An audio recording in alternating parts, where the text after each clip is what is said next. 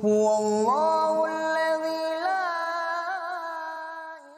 Ya, sekarang kita masuk ke pasal ke-11 dan kita tutup dengan ini. Zikir ketika masuk rumah. Ketika masuk rumah. Beliau mengangkat, saya di sini sebuah doa ya. Doa itu bunyinya, Bismillahi walajna, wa bismillahi kharajna, wa ala rabbina tawakkalna. Dengan nama Allah kami masuk, dengan nama Allah kami keluar, dan hanya kepada Rabb kami bertawakal. Kemudian mengucapkan salam kepada keluarganya. Yang diriwayatkan oleh Abu Dawud di jilid 4 halaman 325. Dan Ibnu Baz, Syekh bin Baz rahimahullah berpendapat bahwa sanad hadis ini atau hadis tersebut adalah hasan dalam Tuhfatul Akhyar halaman 28. Dan dalam hadis sahih disebutkan apabila seseorang masuk rumahnya lalu berzikir atau mengingat dan menyebut Allah ketika masuk rumah dan ketika makan, maka syaitan akan berkata kepada temannya sesama syaitan, tidak ada tempat tidur malam dan tidak ada makan malam bagi kalian. Diriwayatkan Imam Muslim nomor 2018. Ya. Jadi yang pertama teman-teman sekalian, kalau kita bicara masalah adabnya, ya, masalah adabnya, maka kita coba susunkan. Yang pertama, Anda pada saat mau masuk ke dalam rumah, ya, kalau Anda sudah berumah tangga misalnya ya, maka beritakan kepada keluarga. Ini Allahu alam yang menurut kami adab yang pertama. Karena Nabi SAW mengingatkan dalam banyak hadisnya ya, janganlah seseorang di antara kalian pada saat datang dari safar atau dari luar lah, gitu kan, masuk ke dalam rumahnya kecuali dia sudah memberitakan kepada keluarganya. Dalam riwayat lain, agar istrinya sempat menyisir rambutnya dan mencukur bulu kemaluan, maksudnya membersihkan kemaluannya.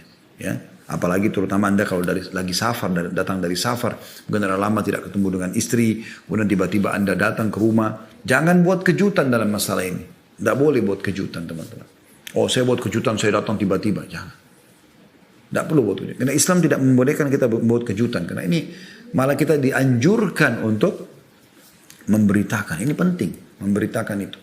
Ya, kan lebih baik kita datang dari safar, kita datang ke rumah, kita bilang sama istri, sayang saya akan tiba ya, saya akan datang ya, saya akan begini. Kan bagus ya. Mungkin dia juga akhirnya mandi, dia sikat gigi, dia siapin makanan yang hangat. Kan enak disambutannya begitu. Daripada kejutan-kejutan deh. Tiba-tiba bangun ternyata rambutnya berantakan ya. Bajunya kotor. Mungkin anak lagi tidur sama dia, ngompol sana sini. Tapi kan kalau kita beritakan kan bagus. Ya. Ini kalau punya keluarga ya. Anda beritakan. Imam Ahmad rahimahullah bahkan menitik beratkan masalah itu ya. Ya, beliau mengatakan hendaklah seseorang kalau mau masuk ke dalam rumahnya maka dia berdehem atau dia menepuk-nepukkan kakinya sampai seperti itu ya untuk memberikan peringatan. Jadi bukan buat kejutan. Walaupun dia sendiri pun dia seperti itu. Ya.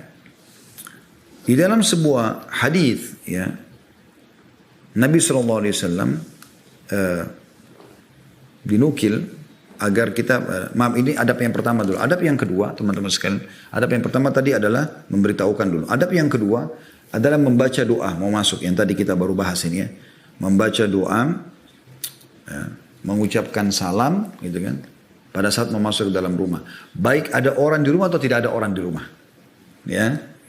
Hadisnya Jabir bin Abdullah radhiyallahu anhuma. Beliau mengatakan bahwasanya Nabi SAW bersabda, "Idza dakhala ar-rajulu baitahu fa dzakara Allah 'inda dukhulihi wa 'inda ta'amihi qala syaitan." Kalau seseorang masuk ke dalam rumahnya, kemudian dia menyebut Allah. Doa masuk rumah tadi, bismillah kharajna wa bismillah dakhalna wa bismillah kharajna wa rabbina tawakkalna misalnya ya.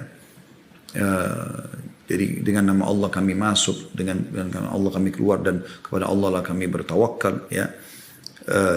Atau dia membaca salam assalamualaikum warahmatullahi misalnya ya. Kemudian juga pada saat dia makan dia membaca bismillah, apa yang terjadi? Qala syaitan, maka syaitan berkata pada teman-temannya di sekitar rumah itu. Anda cuma bilang assalamualaikum warahmatullahi wabarakatuh walaupun tidak ada orang ya, apalagi kalau ada orang. Jadi ini maknanya juga tidak ada kejutan tadi. Tiba-tiba buka pintu diam-diam, tiba-tiba datang ya. Jangan buat kejutan. Lebih baik dalam kondisi mereka siap menerima kita. Ya, kalau tidak ada orang pun, kalau kita salam maka kita keberkahan. Allah SWT mengatakan dalam surah An-Nur itu, sebagai tahiyyah min indillah, sebagai kata sambutan yang baik dari Allah. Ucapkan salam. Wasallimu ala anfusikum, kata Allah. Salam buat diri kalian sendiri. Maka syaitan akan berkata pada teman-temannya, kalau kita salam, kalau kita baca doa, kita masuk rumah, pada saat kita makan, kan biasa orang masuk, makan, minum ya. Baca bismillah, apa yang terjadi? Syaitan berkata pada teman-temannya di sekitar rumah anda itu, la mabita lakum wala asya. Gak ada tempat nginap buat kalian malam ini, dan tidak ada makan malam buat kalian. Bayangkan. Jadi yang sering digambarkan oleh sinetron-sinetron film, pocong bisa keluar dari kuburan, kemudian tembus tembok, bohong, dusta besar. Nggak ada itu. Siapa di antara anda yang pernah kedatangan pocong minta minum dan makan? Ini perusakan akidah. Wa na'udzubillah. Nggak ada itu. Dan dalam hadis ini menjelaskan tidak ada ceritanya mereka bisa tembus tembok. Nggak bisa. Nggak bisa masuk. Nggak ada tempat nginap buat kalian. Allah jaga rumah itu. Nggak bisa. Dalam riwayat lain bahkan Nabi SAW mengatakan syaitan tidak akan bisa membuka pintu ditutup oleh pemiliknya. Panci yang ditutup oleh pemiliknya. Nggak mungkin syaitan bisa buka. Nggak bisa. Kalau bisa maka habis semua makanan kita. Ya. Kalau bisa syaitan masuk dirusak, syaitan kan rusak, kotor. Dia rusak semuanya. Nah ini harus diluruskan. Maka syaitan di sini buat pengakuan, gak ada tempat nginap, gak ada juga makan buat kita malam ini. Cari rumah yang tidak ada doa, tidak baca bismillah pada saat makan. Wa idza dakhala falam yadhkurillah inda dukhulihi qala syaitan adraktumul mabit. Kalau dia datang rumah, dia masuk ke dalam rumahnya dan dia tidak menyebut nama Allah, tidak salam, tidak baca doa, maka syaitan langsung berkata pada teman-temannya, kalian dapat tempat nginap. Wa idza lam yadhkurillah 'inda ta'amihi qala adraktumul mabita wal 'asha. Dan kalau dia makan dia lupa baca bismillah, main langsung saja buka kulkas, minum teguk, ya. Sudah tidak duduk, sunnah Nabi duduk, minum dan makan, berdiri teguk, tidak baca bismillah, tambah lagi tangan kiri, tambah panen syaitan. Tambah panen syaitan. Ya. Maka kalau dia datang ke rumahnya, tidak salam, ya, syaitan bilang ada tempat nginap nih, bisa kita masuk. Di rumah situ ada penjahat, akan mengganggu anda, membuat mimpi anda buruk, bisa membuat anda berpikir maksiat dan segala macam. Dan kalau anda tidak baca bismillah pada saat makan dan minum, ya, ada juga pakai tangan kanan. Anda jangan pakai tangan kiri. Udah nggak baca bismillah, tangan kiri. Syaitan bilang sambil senang sama teman-temannya, dapat tempat nginap, dapat makanan. Sementara Nabi SAW mengingatkan kepada kita, tidak boleh kita berbagi makanan dengan syaitan. Sampai kata Nabi SAW, kalau makanan kalian jatuh, masih bisa dibersihkan. Bukan air, bukan cair ya. Kerupuk, tempe, masih bisa dibersihkan, diambil. Bersihkanlah dan makanlah. Jangan biarkan sepotong pun buat syaitan. Nggak boleh. Kita dilarang itu. Ya. Maka ini penting sekali teman-teman sekalian. Ya. Ini yang kedua. Membaca doa. Yang ketiga teman-teman sekalian. Adabnya adalah Anda mendahulukan ya, semampunya bersiwak. Anda mendahulukan semampunya bersiwak. Ya. Karena Nabi SAW dikatakan tidak memasuki rumah beliau kecuali beliau sudah bersiwak. Tentu kalau tidak ada siwak, ya. Misal contoh, ini siwak kan sebenarnya untuk mewangikan mulut ya. Contoh seorang suami masuk ke dalam rumah. Walaupun Anda lagi kangen sama istri, walaupun Masya Allah istri sudah wangi, sudah cantik, Anda tertarik untuk menyentuhnya. Akhi, tenangkan diri dulu, masuk ke dalam rumah, termasuk sunnah Nabi SAW selain salam, masuk dengan kaki kanan, Anda masuk kamar mandi dulu. Saya pribadi kalau masuk ke dalam rumah, saya langsung bilang sampai sini saya kamar mandi. Buka pakaian kita. Apa susahnya sih teman-teman sekalian mandi yang bersih, pakai sampo, ya, pakai sabun, sikat gigi yang bersih, baru kita interaksi sama pasangan kita. Satu hal yang sangat dijaga oleh Nabi SAW. Setiap kali mau masuk rumah, bahkan beliau memerintahkan kita umatnya agar selalu bersiwak. Selalu, bukan sekali, selalu bersiwak. Ya. Siwak itu teman-teman untuk membersihkan gigi. Kalau kita sekarang sikat gigi kalau nggak ada kayu siwak ya. Kalau saya tanya Anda, berapa kali Anda bersiwak sehari? Kalau ada di antara Anda yang mengatakan 3 kali sehari, mungkin kita anggap sudah top itu. Ya. Tapi tahukah Anda teman-teman sekalian, kalau dalam Islam kita dianjurkan untuk bersiwak ya puluhan kali sehari. Puluhan kali. Untuk menjaga bau mulut, interaksi sama orang, interaksi sama istri, interaksi sama suami, interaksi dengan anak, interaksi sama masyarakat, komunitas kita. Apa kata Nabi SAW? Laula an asyukka ala ummati la amartuhum bisiwaki inda kulli sholat. Riwayat lain inda kulli wudu. Kalau aku tidak beratkan umatku, aku suruh mereka bersiwak setiap kali mau sholat. Sholat yang wajib berapa? 5 kali. Berarti minimal 5 kali Anda bersiwak. 5 kali Anda sikat gigi. Ya. Kalau setiap riwayatnya, setiap uduk berapa kali Anda uduk sehari? Kalau ini Anda uduk, belum lagi kita bicara sholat sunnah. Kita bicara sholat aja deh. Kalau 5 waktu sholat, subuh, duhur, asar, maghrib, isya, berarti 5 kali Anda sikat gigi ya. Atau bersiwak. Baik, ini 5. Kalau kita bicara sholat sunnah rawatib yang mendampingi sholat wajib. Ada qobliyah subuh. Kita anggap ini jempol saya sholat subuh misalnya 2 rakaat. Ada qobliyah subuh 2 rakaat. Berarti Anda bersiwak lagi di sini. 5 kali tambah 6. Ya, tambah 1 jadi 6. Kemudian ada qobliyah duhur. Ada 4. Ya. Ada 4 rakaat di sini.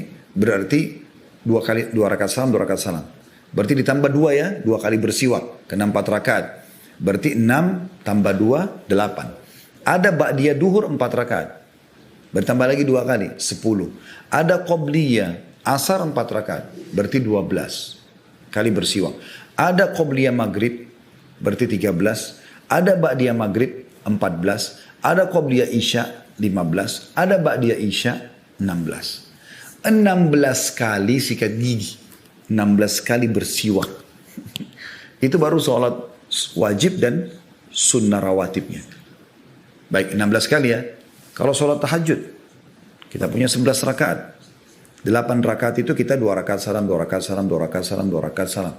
Ini kan 8 rakaatnya, berarti 4 kali bersiwak. Setiap 2 rakaat salam, 4 kali siwak. Dari 16, disimpan ya, 16 itu. Sekarang tambah tahajudnya, 8 rakaat berarti 4 kali siwak. Karena setiap 2 rakaat 1 kali siwak.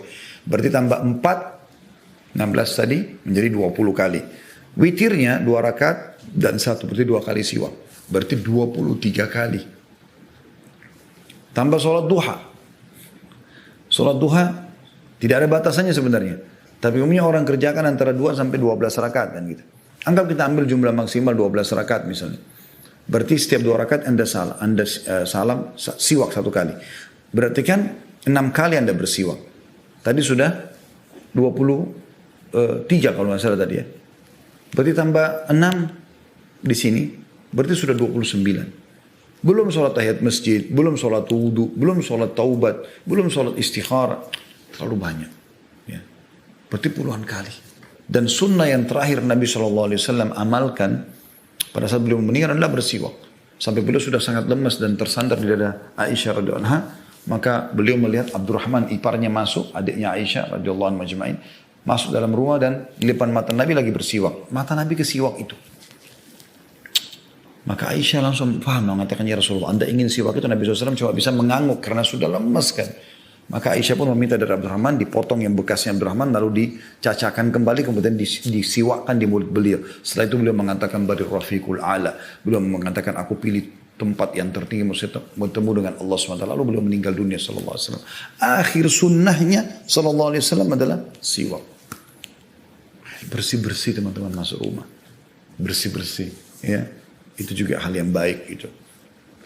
Sebagai penutup saya tambahkan teman-teman sekalian, rumah juga ini harusnya Anda jaga. Suami istri harus menjaga kebersihannya, kerapiannya. Itu bagian daripada agama kita. Dan syaitan tidak suka sesuatu yang rapi, yang bersih, yang wangi. Karena apapun yang Allah suka, pasti syaitan tidak suka. Dia bertolak belakang dengan Allah SWT. Apa kata Nabi SAW? Inna Allah jamilun yuhibbul jamal. Allah indah suka dengan keindahan. Maka syaitan tidak suka dengan itu. Maka rumah yang berantakan, yang bau, yang kotor, orangnya juga jorok. Udah. Berkumpul semua keburukan padanya. Tapi orang yang bersih, orang yang rapi, orang yang wangi, rumahnya, kendaraannya, ya lingkungannya, itu adalah hal yang luar biasa. Dan anak-anak juga terbiasa dengan itu nanti. Maka ini bagian daripada agama Allah Subhanahu wa taala. Allahu a'lam.